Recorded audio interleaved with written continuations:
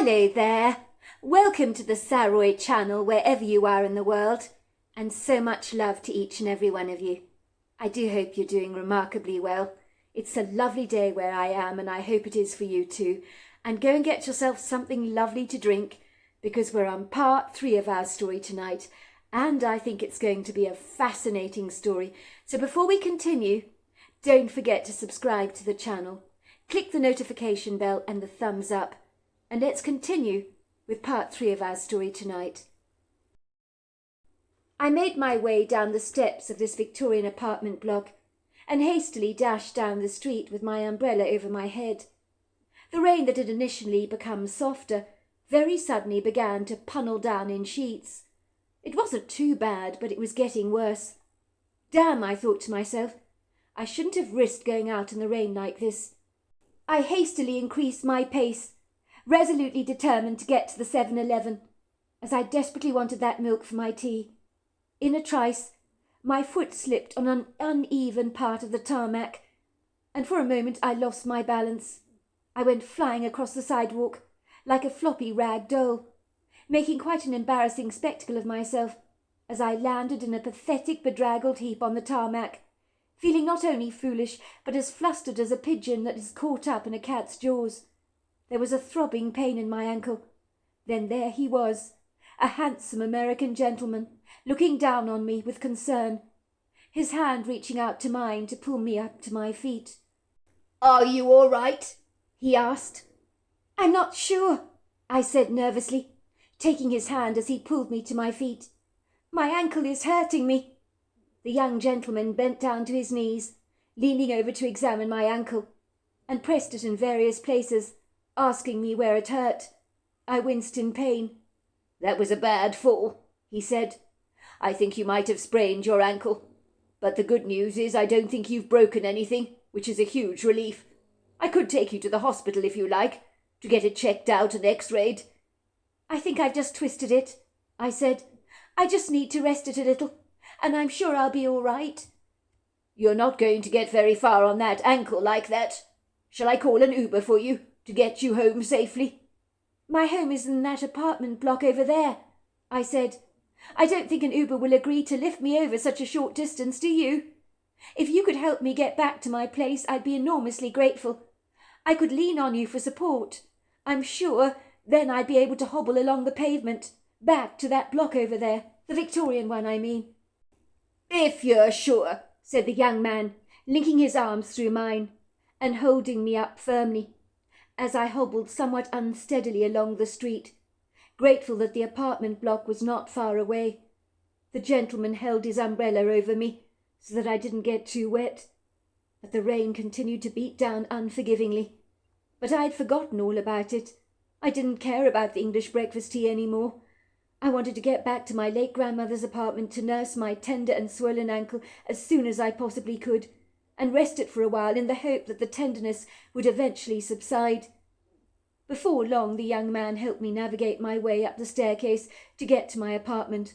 All the while the pain in my ankle was excruciating, but I bit my lip and put on a brave face, feeling ever so grateful that someone I instinctively felt I could trust was helping me out on a grey sombre morning when I shouldn't have risked going out in such formidable conditions without really looking where I was going. I could hear the heavens had opened quite forcefully by now. The rain didn't hold back any more, and I could hear it blasting down furiously. I'd never been so grateful to get back into the apartment and to sink into a comfortable chair where I could rest my feet. The young gentleman went into the kitchen for an ice pack from my freezer to stop the swelling on the ankle. "How does that feel?" he asked me, leaning over me, placing the ice pack on my ankle. I sat in the chair, and I could feel the coldness numb the throbbing pain, and it brought me an instantaneous measure of relief. "It's still throbbing quite a bit, but the ice is making it feel a little better." "Well, I'm glad to hear that. Let's just say when I saw you hurrying down the sidewalk, I was thinking to myself, if that lady goes any faster she's going to have a nasty fall, because I could see there was a dip in the wet tarmac. And then it happened. You did just that. Why were you in such a tearing hurry, if you don't mind me asking?" "I needed to go to the 7-Eleven. to get some milk for my English breakfast tea. I made a face, scrunching up my nose distastefully. I hate tea without milk, and I realised I'd run out. I thought if I made a quick dash for it in the rain, I'd be back in the apartment before it began to really bucket down. I said, glancing out of the window, "It's raining cats and dogs now, isn't it? I can't believe I was so unduly careless. I'm used to rainy weather. I mean, I should be. I've lived in Galway all my life. You'd think I'd managed to walk down a street in New York without falling over, wouldn't you? I'm normally quite agile on my feet. Well, at least I thought I was." "Don't be too hard on yourself," said the young man sympathetically. "The pavement was a disgrace. Very uneven. They should fix it up. I'm not surprised you lost your footing." As I sat there on the soft upholstered chair, nursing my ankle, I realised that this very generous young man, who had so kindly helped me up from my fall, was both debonair and handsome.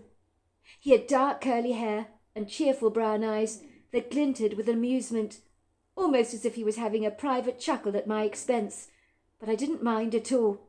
"You're Irish," said the young man. "That's very clear to me. Whereabouts in Ireland did you say you were from? I know you mentioned it a moment ago, but I've forgotten it already, I'm afraid." "I'm from Galway," I said. "Is this your apartment?" he asked me curiously, looking around and about the place. "It is now, in a manner of speaking. Let's just say it was left to me by my late grandmother in her will. That's why I'm actually currently in New York. I came here to check the place out and to potentially put it on the market for sale." What the young man said next took me completely by surprise. As in a big city like New York, I didn't expect this to be a small world. "Your grandmother was the late Pippa Waitman, was she not? I knew her well. When I was a little boy, that is. I'd regularly come over to this apartment many times with my grandmother to have tea with her. Pippa Waitman was a lovely old lady." I sat up with a start, taken aback by the young man's words. "But I don't understand. How could you have possibly known my grandmother? You're right, her name was Pippa Waitman." "Your grandmother was friends with my grandmother for many years. My grandmother happens to own the apartment next door to yours, where I'm currently staying at the moment. And so my apartment is very close, and I can pop off to get milk from the refrigerator, so that I can make you that cup of tea you've been gagging for, if you like. It won't be a problem, I can assure you of that." "Your grandmother isn't Trinny Morley, is she?" I asked, looking stumped. "The very same," said the young man. "My name is Curtis Morley, by the way. And you are?" "I'm Alice Waitman. I saw your grandmother a few days back. She had tea with me in this very apartment.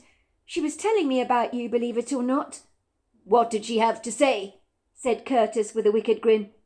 "I hope she was singing my praises from the rooftops. I wouldn't expect anything less from my grandmother." "You're cheeky and presumptuous," I teased. "If you must know, your grandmother was saying you're an incessant practical joker, and annoyingly so, I believe. She told me what you and your father did to her with that crocodile in Florida, and how you put her reactions on Lion. I think that was a really cruel joke, if you must know. You could have given the poor woman a heart attack. Did you stop to think about that for even a second?" "She told you about that?" said Curtis, laughing out loud. "That's hilarious. You should have seen her face. It was a picture. We got so many likes on that YouTube video. Even now it's still getting likes. And believe me, my grandmother can handle a little teasing. She's game for anything. And underneath it all, she's got a great sense of humour, even though she'd never admit it." "I don't think you should play around with dangerous animals," I said curtly. "And I don't think your grandmother found your joke remotely amusing. I think what you did to her was horrible." Curtis began to search through his cell phone, and then he found the footage on YouTube of his grandmother's startled reactions to the crocodile he'd placed in her bathroom. I did try not to laugh, but the footage was hilarious, and I began to smile, although I tried not to, because if I'd been in a similar situation to Trinny Morley, facing a crocodile face to face, I'd have been absolutely terrified. "See, you're smiling," said Curtis. "You do think it's funny." "Your grandmother's reaction is funny, but it doesn't mean it's right for you to put a stunt on her like that."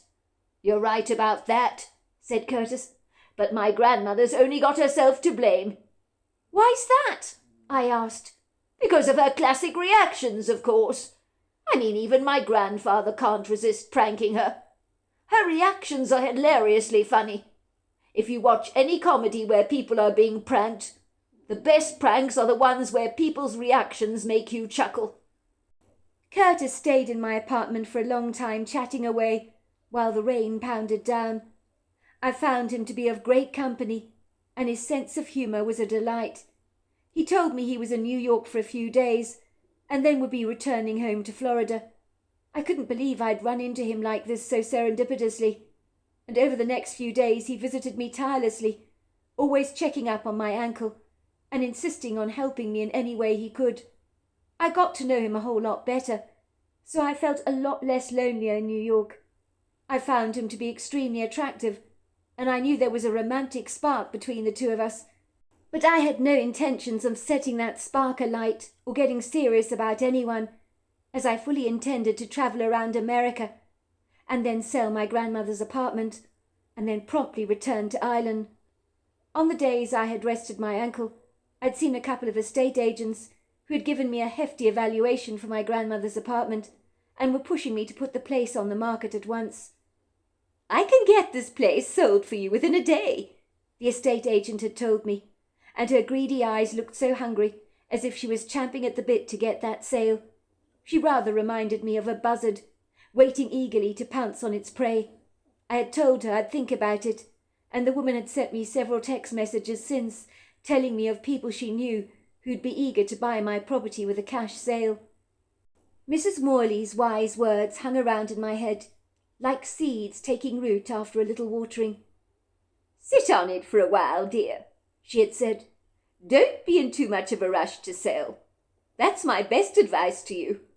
It was then that I decided that I should possibly keep Pippa's apartment for a while, and then go on my travels around North America. And when I returned from my intrepid adventures, that's when I could consider selling the place. I thought about Mrs. Morley's story concerning the red shoes, and it certainly made me think it might be wise to wait before I sold. One morning there was a knock at my apartment door. I opened it to find Curtis standing in the doorway. He held up a brown paper package and told me it was his last day in New York, so he'd brought some croissants and coffee for our breakfast. I guess it was his way of saying, "It's been nice knowing you, and goodbye." At this point my sprained ankle had healed, and I'd thoroughly enjoyed getting to know this tall, dark, handsome stranger.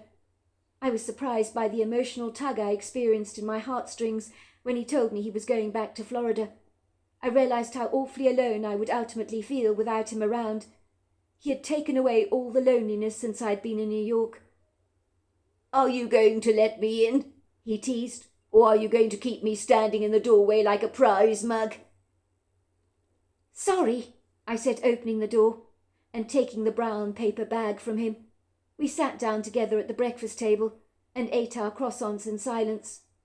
"This was kind of you bringing breakfast over," I said. "Well, I wanted to enjoy breakfast with you before I return home. I'm leaving later this afternoon to get back to Florida." "Must you go?" I asked. Curtis raised a brow and grinned. "Ah, so you're going to miss me, Alice, are you?" he teased. "I think you may have grown fond of me after I rescued you from the rain that day, when you lost your footing on the wet tarmac." "Don't flatter yourself.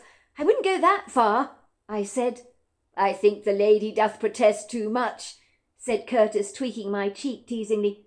"Go on, admit it, Alice. You're going to miss me desperately." "Only because I get lonely in New York," I said. "And having you around is better than nothing, I suppose." Curtis suddenly grew solemn. "Are you going to be all right, Alice?" he asked. "I haven't even asked you what your plans are for the foreseeable future." "Well, I'm going to go travelling, aren't I? I just have to find a travel companion first. Your grandmother said I should never go to Alaska or the Yellowstone National Park on my own. She told me that people go missing there every year, and it's extremely foolish to go travelling alone. She told me some horrible stories about the Alaskan Triangle." "Well, she's not wrong about any of those stories. They are true. "So you want to go to Alaska, do you?" said Curtis. "That's my favourite place in the entire world. But believe me when I say you don't want to go there alone. My grandmother absolutely knows what she's talking about. I went to Alaska when I was 18 years old, you know, with a couple of good friends of mine. We stayed in a cabin in the middle of nowhere. An extraordinary experience it was. We were surrounded by lots of snow. It was in the middle of winter and incredibly cold. I've never been to Alaska before in summer. So if you like, I'll come with you." My eyes lit up. "You're kidding? You'll go with me? Are you sure? I thought you said you needed to get back to Florida." "Well, I'm an entrepreneur, so I don't run my life according to a dictated schedule. I make my own rules, and I haven't taken any time off for a long time, so I deserve this break." "Well, then let's do it. Come to Alaska with me. I need a travel companion, and you'll do very nicely." "I'll be happy to show you around Alaska, and I'll see if the cabin I stayed in with my friends over 10 years ago is still available for us. It would be good to spend a few days there. The place was amazing, and in summertime I bet it's spectacular." "Sounds wonderful," I said. Curtis Morley. I could not believe that my grandmother's plan had worked, as she had wanted me and the late Pippa Waitman's granddaughter to get together romantically. She had made no secret of this when she had returned to Florida and told me about the beautiful young Irish woman called Alice Waitman, who was currently living in her late grandmother's apartment, that she was planning to sell in the foreseeable future.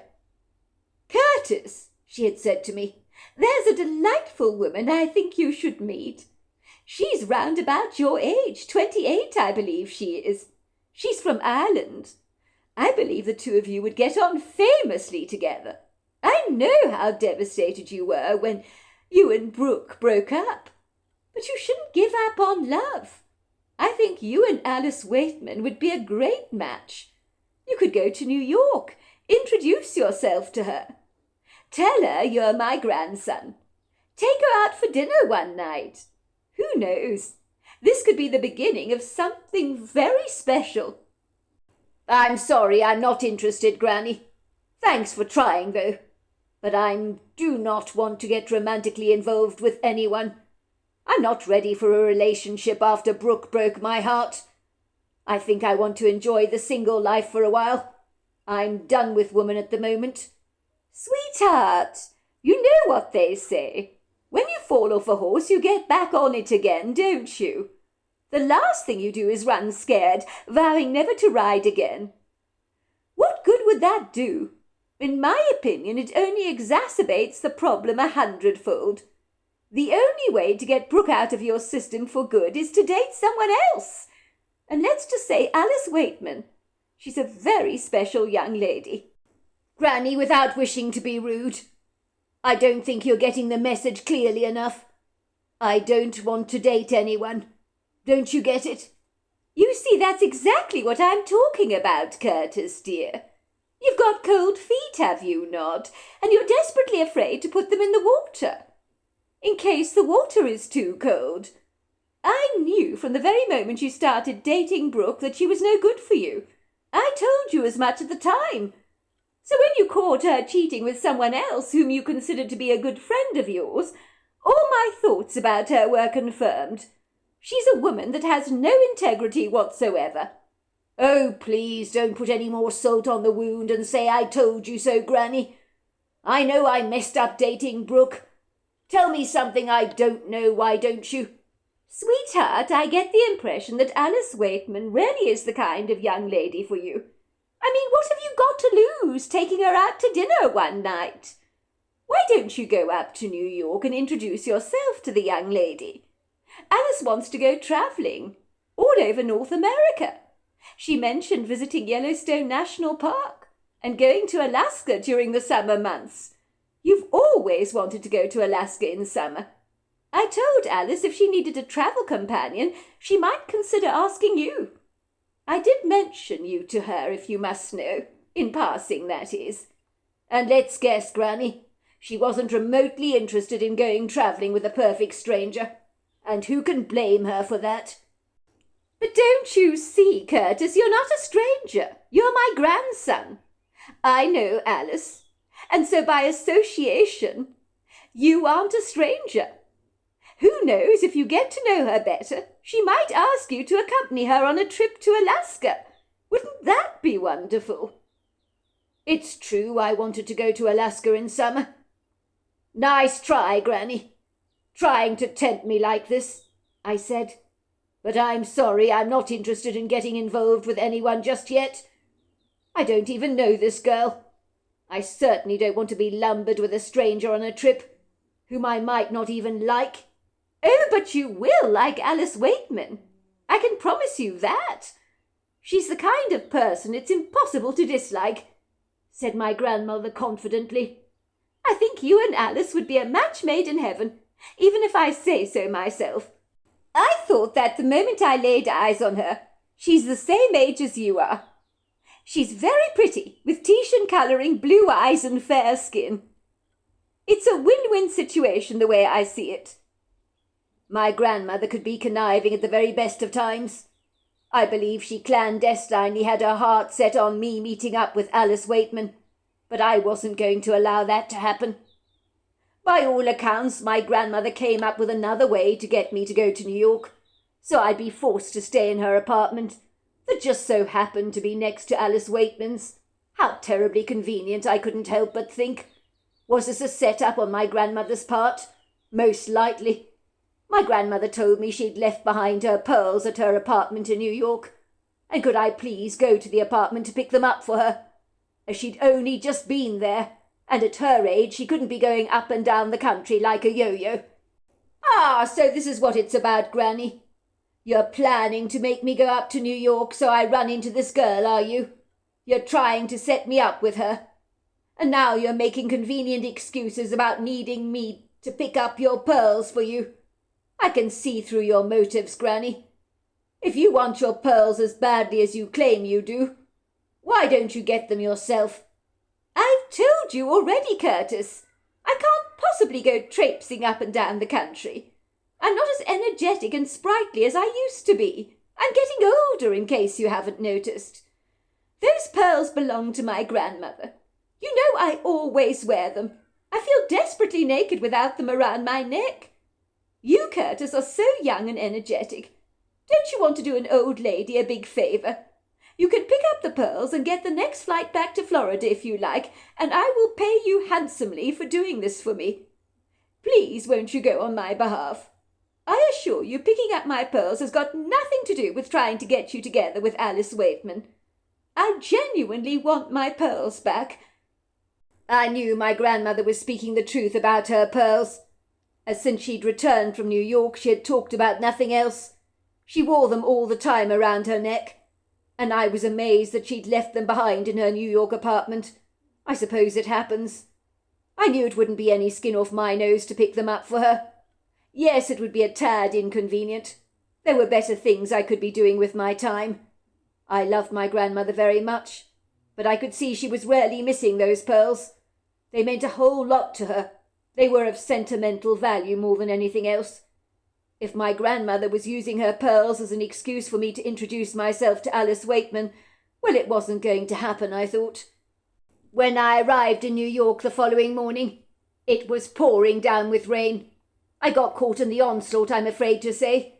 I'd gone off to have breakfast at a local coffee bar. I was on my way back to the apartment, and that was when I happened upon a young lady dashing down the street. She had an umbrella over her head. I could see her making a hasty dash down the wet tarmac, failing to observe that there was a big dent in the pavement to her peril. And I knew in that second the lady was going to go down, and there was nothing I could do to stop it. I could see it playing out in my head before it actually happened, rather like a car accident that you can do nothing about. I watched her take that unfortunate tumble. I heard her wince in pain. I rushed over to her to help her up to her feet, being the chivalrous gentleman that I hope I am. It was poignantly clear to me when I examined her ankle more closely that thankfully she hadn't broken anything. But she was struggling to walk, so I was resolutely determined to get her back to safety. When she spoke to me in a soft Irish accent, I knew in that quintessential moment I had run into Alice Waitman, especially when she happened to point out where she lived. I had come to New York with the full intention of picking up my grandmother's beloved pearls and returning home promptly to Florida. But after meeting Alice, I knew that going home was close to impossible.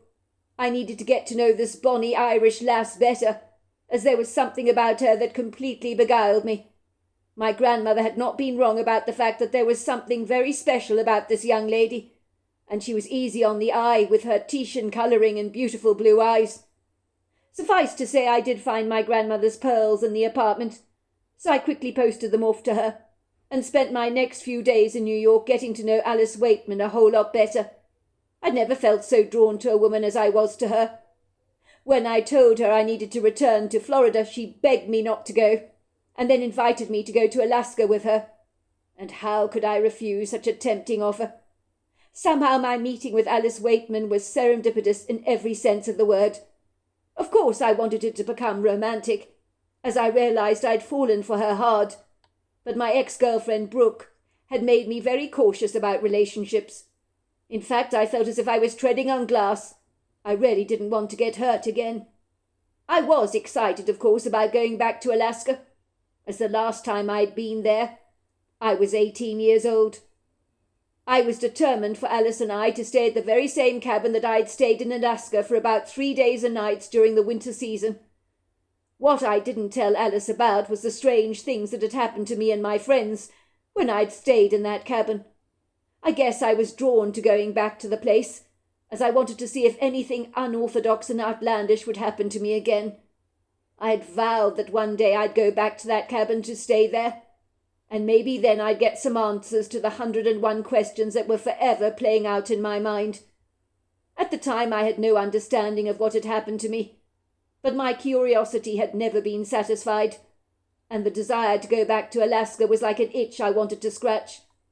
I'm afraid to say my two good friends did not share my enthusiasm about returning to that cabin. In their opinions, some things were best not knowing. They couldn't understand, nor could they comprehend, why I had been longing to go back to a cabin which had left us feeling gravely disquieted and rather unhinged. "I can't believe you'd want to go back there after everything that happened," Winston had said to me. "Are you insane, Curtis? You of all people should be even more adverse to going to the cabin, after what happened to you on our hike." I do remember that the cabin had been as pretty as a picture, in its snow-covered magnificence, like something out of a Christmas scene.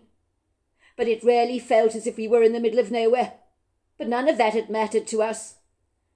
Me and my two best friends, Winston Valentino and Barry Benchiter, were enjoying the idea of spending some time in a lonely, sequestered cabin, far away from anyone. It was something we'd always vowed to do together. It was on the second night in the cabin that I woke up to hear something walking around in the middle of the night. I could hear the rhythmic thud of feet in the snow, and I became unduly apprehensive, so much so that I quickly woke up my two friends sleeping in the same bedroom as me, asking them if they could hear the noise. "Someone's out there," I told them nervously, "and whatever they are, they appear to be walking around this cabin in the middle of the night. And we're in the middle of nowhere, so who could it be?" Winston sat up with a start, paying swift attention to my sobering words, while Barry complained bitterly about being woken up so rudely in the middle of the night like this. "What are you both fussing about?" he grumbled. "If you heard anything, it was probably the wind or a wild animal." "Be quiet, Barry," I commanded. "Listen, will you?" We all sat up on our beds and remained still as we listened, and sure enough we heard heavy footsteps thumping around the cabin. In a nervous haze of bewildered confusion, we stared at each other, none of us saying a single word. But if thoughts could be heard audibly, in unison we were probably saying, "What the hell?" Winston cautiously climbed out of his bed and went off to get his hunting rifle. He returned to the bedroom, holding it so tightly I could see the white of his knuckles. In the soft light of the gas lantern that we had suddenly lit, his complexion had taken on a greenish hue, almost as if quite suddenly he had become quite nauseous. I could see the last thing Winston wanted to do was to dare go outside the cabin to investigate what was going on a mercilessly dark night like this. We hadn't heard any truck driving up to the cabin. No one should have been out there wading around in the thick snow in the middle of the night like this. And whoever they were, they sounded as if they were very big in size. For certainly a smaller person wandering around in the snow would not make such a noise. "I don't think I can go out there," Winston had said. "I feel sick to my stomach. Do you think someone is stalking us?" he asked nervously. I couldn't answer any of Winston's questions. Something was definitely out there. We all knew it. When you wake up in the middle of the night to hear someone with heavy feet thumping outside your cabin, it's enough to rattle you at the best of times, and certainly discard all feelings of calm. Suddenly we felt incredibly vulnerable, as if all our bravery was gone down the plug hole, and we had turned into 3 frightened rabbits, terrified that whoever was out there was going to drag us out of our safe little burrows to face our impending doom. All of a sudden we heard a sharp tapping sound at the window, and we stared at each other in horror. We knew something was trying to get our attention, but what? That was the big question. Winston made a stop sign with his hand, rather like a lollipop lady at a pedestrian crossing. "Don't do anything," he demanded. "Don't respond." I remember with hearts pounding we stayed very still as the tapping continued. Moments later the footsteps walked away, and when they sounded much more distant, we cautiously pulled back the curtain. But it was too dark to see anything out there. But I was sure I'd seen 2 ambiguously obscure silhouettes standing upright and walking into the woods, but I didn't know who or what they were. The next morning when we'd woken up, me and my friends nervously opened the cabin door, blasted by the uninviting cruel cold air that met us with an icy hug. There had been no snowfall during the night, but when we opened the door we saw 2 sets of footprints outside the cabin. One pair was so humongous they couldn't have been human, and the other set were about the size of a man's foot. Initially we thought the prints might have been made by bears, but it was clear that that was not the case. What the hell were the only words that came into our heads. We couldn't make sense of what we were seeing, and that was when Winston claimed that he believed the prints had been made by a couple of Bigfoots. I told him he was being utterly ridiculous, as those creatures surely did not even exist. "I'm sorry," said Winston. "There can be no other explanation for them. I didn't believe in the cryptid creatures myself, but on seeing these prints in the snow, I know they must be real." If that was not all, we discovered our truck that we had hired for our trip, that had been covered with snow when we retired to bed the previous night, appeared to no longer be buried beneath sheets of snow, as someone had cleared it away during the night, and one of the truck's doors had been left wide open. We hadn't locked the truck for obvious reasons, as out here in the wilderness the last thing you concern yourself with is security, when you're out in the middle of nowhere. When we examined the truck more closely, Winston commented that the 2 packets of chocolate chip cookies he'd left on the passenger side seat had been miraculously devoured. The empty packets were lying in a crumpled, messy heap on the floor of the vehicle, and there was a scattering of crumbs on the front seat. So someone had got into the truck and eaten the cookies, and then left the truck with the door wide open. "This is freaking me out," Winston said. He'd gone green at the gills and looked as if he wanted to throw up yet again. I'd never seen him look so affrighted before. The events of the previous night had certainly shaken him to the core. I think the evidence of seeing these footprints circling our cabin had made him feel as if we were being hunted. I think for him the thought of us going through another harrowing night of possibly being stalked again was too much for Winston to digest.